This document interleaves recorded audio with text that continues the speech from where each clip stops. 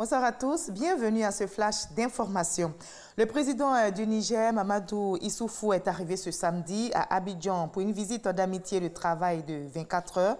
Le chef de l'État nigérien et son homologue ivoirien Alassane Ouattara ont eu un entretien. Les échanges ont eu lieu à la résidence du président Alassane Ouattara à la Riviera Golf à Cocody.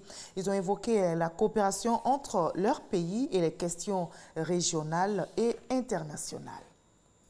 C'est un pari que veut gagner le ministère de la Promotion de la Jeunesse et de l'Emploi des Jeunes. Créer et offrir des opportunités d'emploi à la jeunesse ivoirienne.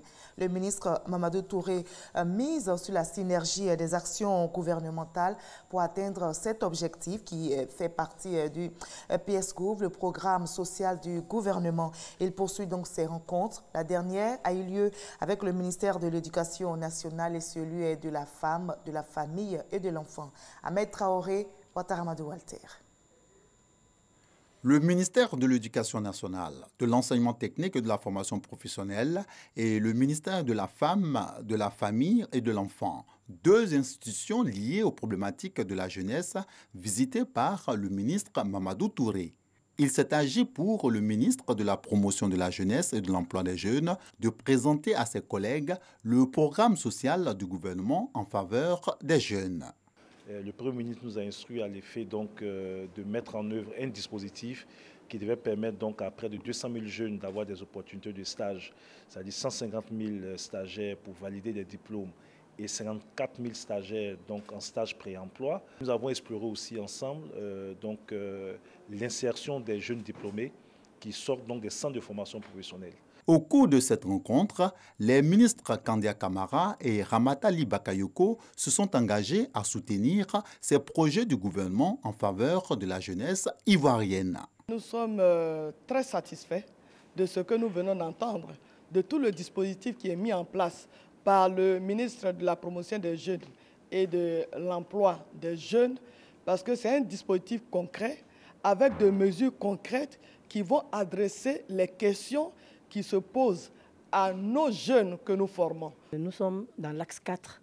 L'axe 4, c'est l'axe qui permet d'accroître l'emploi des jeunes, c'est-à-dire donc de donner un emploi décent et stable aux jeunes et des revenus. Et donc les activités génératrices de revenus vont être maximisées avec ce programme. Le programme social du gouvernement vise à renforcer l'action sociale en vue d'améliorer les conditions de vie des populations. Ce, à travers une diversité de secteurs sociaux dont l'électricité, l'emploi pour les jeunes, l'éducation, la santé, l'eau potable.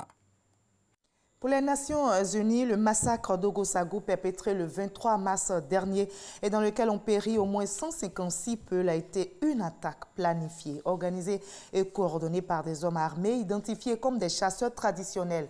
Si ce massacre d'Ogossagou est le plus sanglant depuis des années au Mali, d'autres attaques sont survenues encore ces derniers jours. 18 civils ont été tués non loin de la localité de Mondoro, dans la région de Mopti, dans le centre du pays.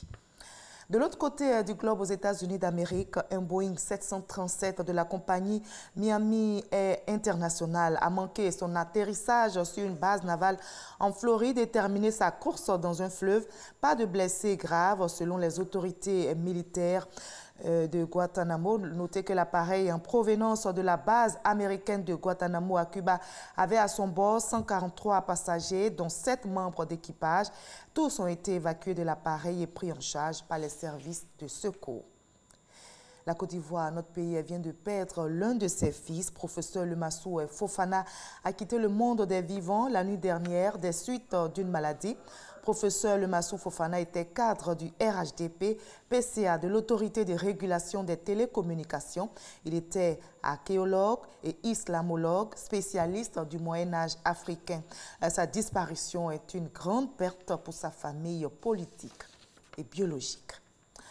Comment allier études et culture et surtout pour réussir sa formation universitaire? La page culture de ce samedi, vous l'avez compris, lève un coin de voile sur les activités culturelles en milieu universitaire, notamment le FESTUAC, c'est le Festival universitaire des arts et de la culture, activité phare organisée chaque année par le Centre régional des œuvres universitaires d'Abidjan.